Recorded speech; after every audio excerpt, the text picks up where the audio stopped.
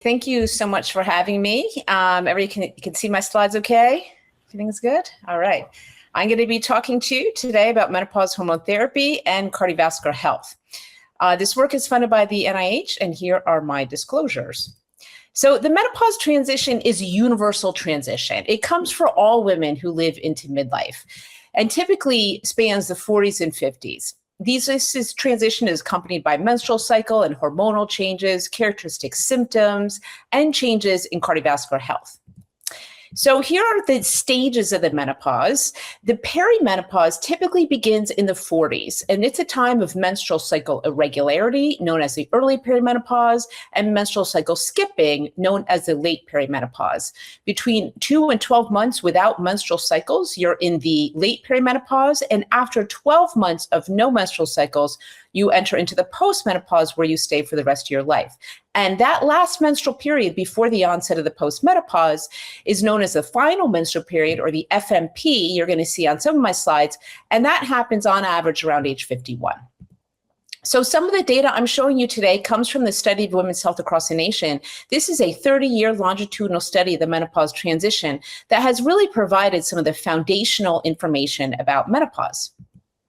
Some of the vascular data I'm showing you today comes from some of our ultrasound imaging that we've done.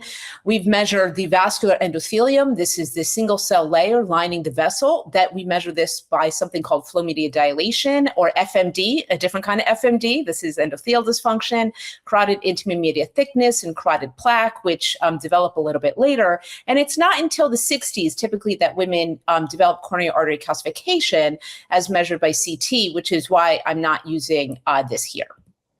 So what we see on the x-axis here is the accumulation of carotid atherosclerosis. And what we know is that there's an uptick in the accumulation of atherosclerosis during the late perimenopausal period relative to the premenopause.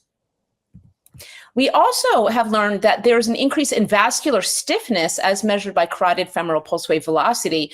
And if this were an aging effect, it would just be kind of a linear effect. But that little inflection point 2 years around that final menstrual period indicates that there's a menopause effect beyond the effects of aging alone.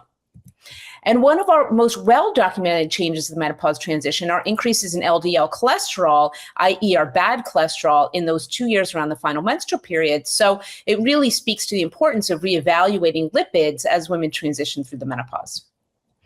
Now, most women gain weight during the menopause transition and midlife, and that's really an aging effect. But even if your weight's stable, we see increases in fat mass and decreases in lean mass, i.e. muscle and bone, accompanying the menopause transition. So what's going on?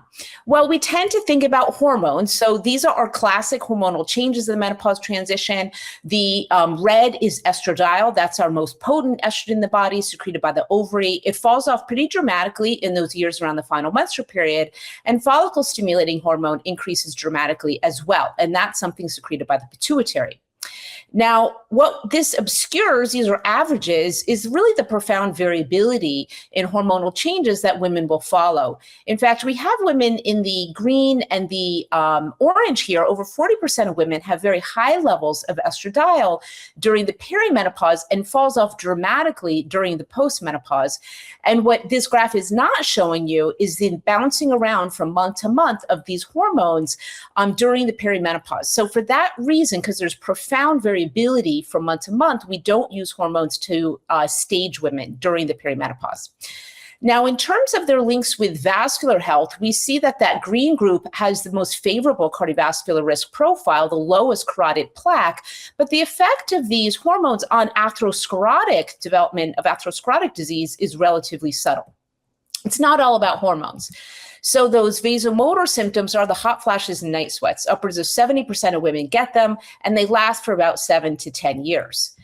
And what we know is that women with more vasomotor symptoms have poor endothelial function. Here's that flow media dilation, adjusting for our standard cardiovascular disease risk factors and endogenous estradiol. We also know we have a different study called the Ms. Hart study, where we've measured women's hot flashes using objective monitors, so wearable monitors, and we see a dose-response association. The more hot flashes you have, objectively assessed hot flashes, the higher your underlying carotid atherosclerosis, adjusting for cardiovascular disease risk factors. And women who have persistent hot flashes over time have a 77% increased risk of our combined cardiovascular disease events, such as MI, heart attack, stroke, revascularization, and cardiovascular disease mortality, adjusting for cardiovascular disease risk factors. We did not measure SCAD in SWAN, unfortunately. So hot flashes are one of the things going on. Upwards of 50% of women also have sleep problems. And for about a quarter of women, they are persistent over the course of midlife. And that's that red group there. That red group has a 71% increased risk of a heart attack or stroke or cardiovascular disease mortality over the subsequent 20 years. And when you look at stroke alone, there's associated with the doubling of the risk of stroke, adjusting for a standard ASCVD risk score, as well as vasomotor symptoms. So the sleep really matters for cardiovascular health. Mood matters too. We see the 2 to 4-fold increased likelihood of major depressive episodes during the menopause transition beyond the effects of aging alone. And clinically, I see a lot of anxiety as well. And that this recurrent depressive episodes we see associated with the underlying vascular risk later in life in women. Okay, so that's a lot about atherosclerotic disease. I know that I didn't talk about SCAD, so let's get into it. SCAD, of course, occurs overwhelmingly in women, and the average age of SCAD is between the ages of 45 and 53, so right during those peri and early postmenopausal years. We assume there's a role for sex hormones in the physiology of SCAD, but we actually don't fully know, and we don't actually know, have strong data on the effects of menopausal hormone therapy, MHT, on SCAD. Otherwise, formerly known as hormone replacement therapy, we now call it MHT, same thing. And it's really recommended that for the management of menopausal symptoms, including vasomotor symptoms, we pursue non-hormonal options as a first line, except for vaginal estrogen therapy, which I'll come back to in a second. And when we talk about hormone therapy, since we really have a lot of absence of data, this is really a shared decision-making situation between a woman and her provider. Okay, so let's get into these non-hormonal approaches. SSRIs or SNRIs, paroxetine is our FDA-approved, our first FDA-approved non-hormonal treatment for vasomotor symptoms. Other SSRIs or SNRIs are used in a off-label fashion, but are pretty effective, venlafaxine being a major one. But they are at lower doses than you use for mood, but you can have some sexual side effects with these. The new kids on the block are the neurokinin 3 and neurokinin 1,3 receptor antagonists, fezolinetant and elinzanetant. These are FDA-approved, highly effective methods to manage vasomotor symptoms and are not hormonal. And the efficacy approach is that of hormone therapy. In an off-label fashion, we use gabapentin sometimes, particularly for people who also have sleep problems, and oxybutynin, but I don't love oxybutynin because of its cognitive side effects. There's also cognitive behavioral therapy for vasomotor symptoms, as well as clinical hypnosis that can really help with the management or the coping with hot flashes. Now, for sleep, CBTI is really our most effective first-line treatment for insomnia, even during the menopause transition. This is as effective as pharmacotherapy and more durable. And you can access CBTI through providers or through online resources and apps. And if you use pharmacotherapy, we prefer that people use non-habit-forming approaches and avoid the use of things like benzodiazepines. Mood and anxiety, obviously this is a huge issue during the menopause transition. Really important that we don't ignore it. Psychotherapy is really effective. Also, if you're going to use psychotropics and you don't really know where to start, so things like your SSRIs, consider what's been useful in the past for you. Okay, menopausal hormone therapy, let's get into it. Systemic menopausal hormone therapy includes oral or transdermal estrogen alone or in combination with a progestogen or basidoxifene. Estrogens commonly used include conjugated equine estrogen, CEE, or estradiol. And in fact, most commonly we're using estradiol patches these days. For those who have a uterus, we need to pair it with a progestogen, such as micronized progesterone, which is the most commonly used now and well tolerated. Also can have a little bit of a sedating effect, so good to use at night. Or BZE or basidoxifene, and that's a SERM that's used in combination with CEE in what's called Duavie, which is another approach to managing menopausal symptoms, and that SERM helps protect the uterus. Also, some people use a progestogen-eluting IUD in an off-label fashion to help manage perimenopausal bleeding, as well as provide that progestogen counterpart to the estrogen. Now, topical estrogen is a very different thing. This is used for genital urinary syndrome of menopause.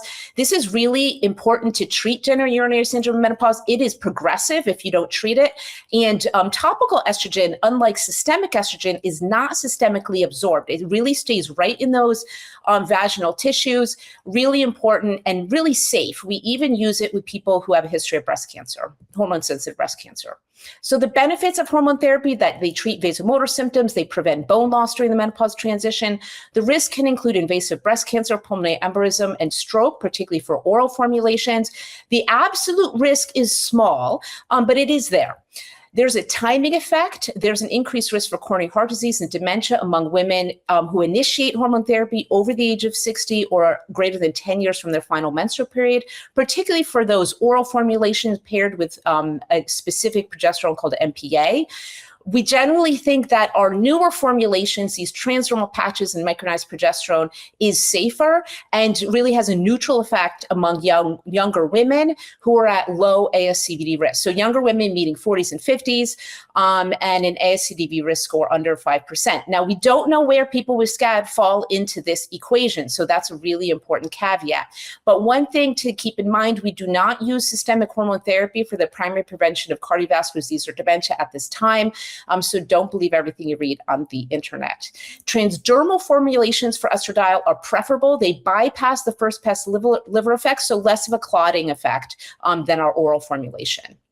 This is a nice rubric from Cho, from our red, yellow, and green. But again, the big caveat is we don't really know where our SCAD folks land in all of this. So that's important. We have a couple other publications here that speak a little bit more to this issue. But again, we really have limited data.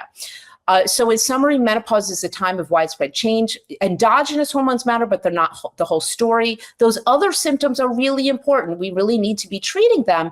But your option is not only hormone therapy. You have a lot of tools in the toolbox of menopause care, so you're really not limited. MHT is useful for vasomotor symptom management, but not really for primary prevention of heart disease or dementia. But there's really major gaps still in our understanding of menopause, menopausal hormone therapy, and SCAD that are really important for researchers like me to get on and help answer some of these really crucial questions. Thank you so much.